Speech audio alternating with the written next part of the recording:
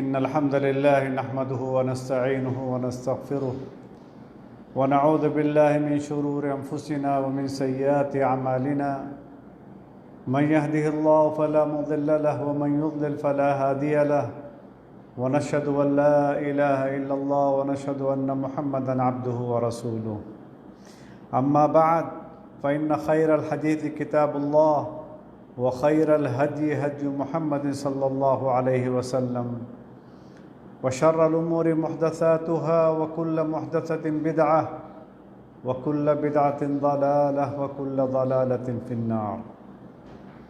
محترم بھائیو دوستو، آج جو حدیث آپ کے سامنے رکھنے جا رہے ہیں وہ یہ کہ فاتح خیبر کون ہے؟ حضرت علی رضی اللہ عنہ۔ اور خیبر والے دن نبی کریم صلی اللہ علیہ وسلم نے کیا نصیحت کی ہے، اللہ کے نبی صلی اللہ علیہ وسلم نے علی رضی اللہ عنہ کو، وہ غور کرنے کا مقام ہے۔ چنانچہ اس حدیث میں بہت ساری عبرت ہمارے اور آپ کے لیے ہے، جس کو ابھی آپ کے سامنے رکھا جائے گا۔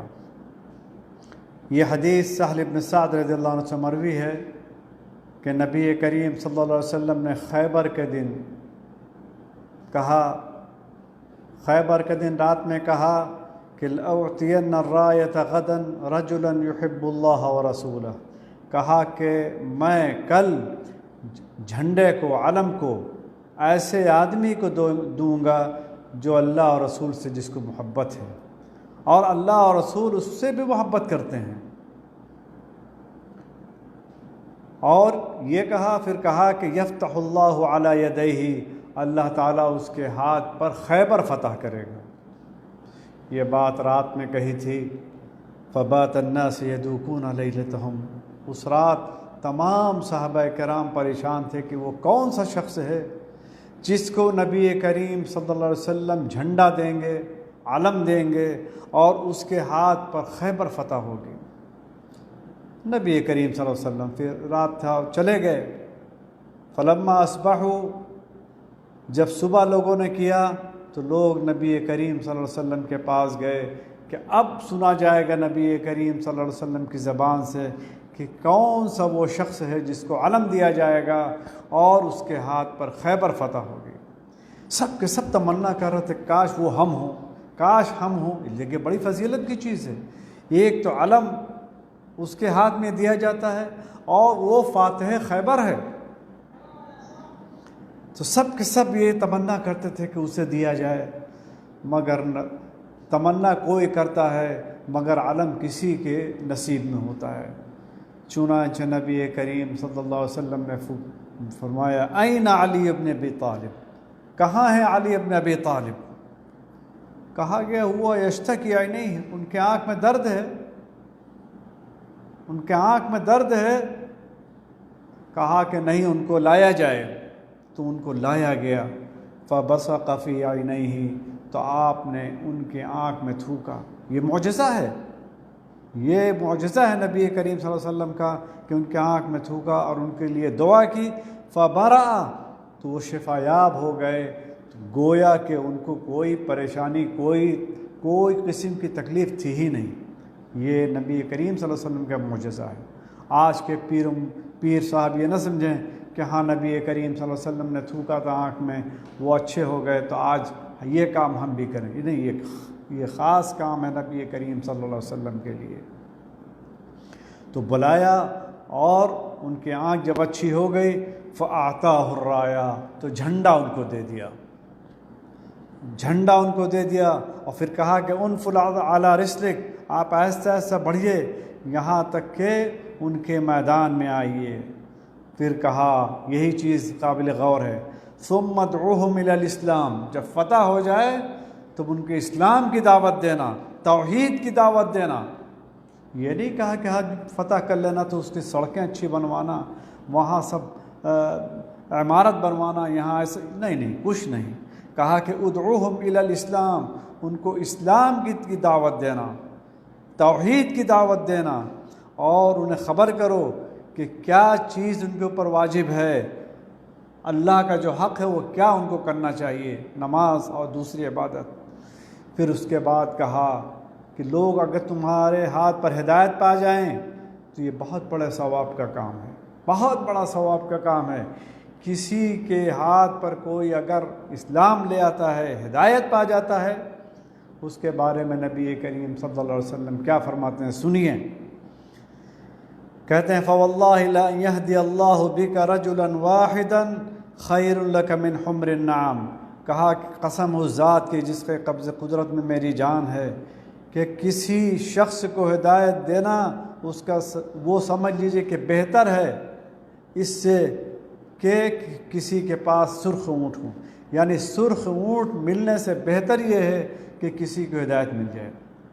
اس زمانے میں سرخ اونٹ بڑا قیمتی ہوتا تھا، بڑا مہنگا بھی ہوتا تھا، اس کا گوشت بھی اچھا ہوتا تھا۔ آج بھی اگر آپ دیکھیں اونٹ کا رنگ تو ایسے گندمی ہوتا ہے، گیہوں کا رنگ، مگر اس میں کچھ سرخ بھی ہوتا ہے جو بڑا ہی قیمتی ہوتا ہے، اور لوگ کہتے ہیں کہ اس کا گوشت بھی بڑا ہی لذیذ ہوتا ہے۔ تو اس حدیث میں جو چند باتیں، چند نصیحتیں ہمارے سامنے آتی ہیں، اس کو میں مختصر سا بیان کرتا ہوں۔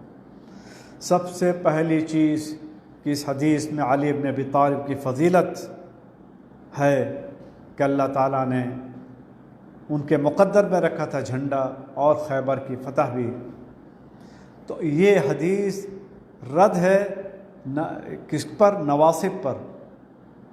ناصبہ ایک فرقہ ہے خوارج جو حضرت علی کو گالی دیتے ہیں، برا بھلا کہتے ہیں، تو یہ حدیث رد ہے ان پر کہ تم برا بھلا کہتے ہو، مگر نبی کریم صلی اللہ علیہ وسلم نے کہا کہ وہ اللہ اور رسول کو پسند کرتے ہیں، اور اللہ اس کے رسول علی کو پسند کرتے ہیں۔ اور دوسری چیز یہ ہے کہ اللہ تعالیٰ کے من جملہ اوصاف میں محبت ہے۔ اللہ تعالیٰ محبت کرتا ہے بندوں سے۔ محبت سے مراد یہ نہیں کہ اس کا ثواب دیتا ہے۔ کچھ لوگ تعویل کرتے ہیں کہ نہیں محبت تو یہ انسان میں پائی جاتی ہے، اللہ میں نہیں، تو اللہ کے کیا معنی ہے محبت؟ کہتے ہیں ثواب دینا۔ یہ تعویل باطل ہے۔ صحیح ہے کہ اللہ تعالیٰ محبت کے ساتھ متصف ہے جیسا کہ وہ لائق ہے۔ اور اس حدیث میں دو معجزہ ثابت ہوا۔ ایک یہ کہ اللہ کے رسول صلی اللہ علیہ وسلم نے یہ کہا کہ ان کے ہاتھ پر خیبر فتح ہوگا، اور یقیناً خیبر فتح ہوا۔ اور دوسرا معجزہ یہ ہے کہ ان کے آنکھ میں بہت تکلیف تھی، مگر آپ نے ان کے آنکھ میں تھوکا اور دعا کی، اور ان کے آنکھ اچھی ہو گئی۔ تو یہ معجزہ ہے نبی کریم صلی اللہ علیہ وسلم کے۔ یہاں پہ ایک چیز کہ ہم وضاحت کر دیں کہ بہت سے لوگ یہ کہتے ہیں کہ نبی کریم صلی اللہ علیہ وسلم غیب جانتے تھے، تو یہ غیب نہیں ہے، یہ معجزہ ہے نبی کریم صلی اللہ علیہ وسلم کے۔ غیب اللہ کو صرف ہے اس کا علم ہے، اور یہ سب چیزیں معجزہ ہے نبی کریم صلی اللہ علیہ وسلم یا وہ لوگ، یعنی غیب اور جو وحی ہوتی ہے اس میں فرق نہیں کرتے۔ جو چیز وحی ہوتی ہے جبریل علیہ السلام کے ذریعے تو اس کو غیب نہیں کہتے ہیں، مگر کچھ لوگ ایسے ہیں جو کہتے ہیں کہ نہیں اللہ کے رسول غیب جانتے تھے، اور اس میں ان چیزوں کو لے آتے ہیں جو آپ کو جبریل علیہ السلام کے ذریعے سے خبر کی گئی تھی۔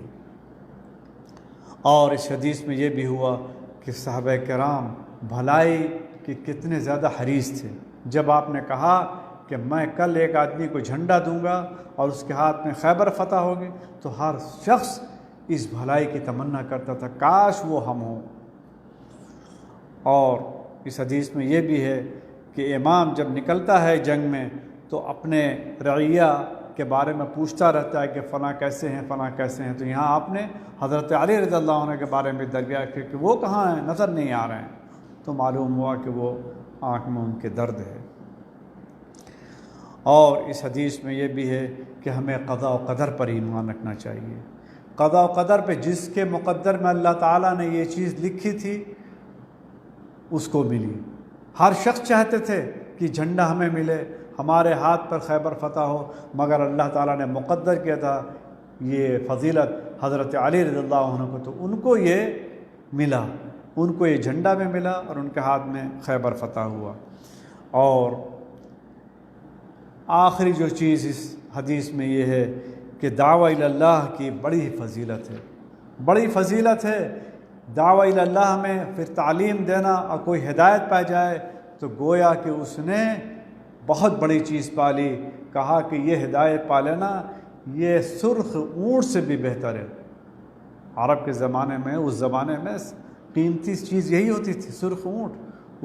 اس وقت بڑی بڑی گاڑیاں نہیں چلتی تھی کہ لیگزس ہو یا BMW یا اس قسم کی چیز کہیں کہ اس سے بہتر ہے، یا جہاز ہو۔ اس وقت قیمتی چیز یہ سرخ اونٹ ہوتا تھا۔ تو خلاصہ کلام یہ ہے کہ داعی اپنی دعوت کو کہاں سے شروع کرے؟ شہادت اللہ الہ الا اللہ وان محمد رسول اللہ سے شروع کرے، یعنی توحید سے شروع کرے، توحید سے دعوت شروع کرے، اور اسی میں ہمارے لیے اور آپ کے لیے کامیابی اور کامرانی ہے۔ اسی پر آج کا درس ہم ختم کرتے ہیں، اور اللہ تعالیٰ سے دعا کرتے ہیں کہ اللہ تعالیٰ تمام دعات کو ہمیں بھی یہ توفیق دے کہ ہم اس دعوت کو، دعوت لا الہ الا اللہ کو عام کریں۔ وآخر دعوانا ان الحمد للہ رب العالمین۔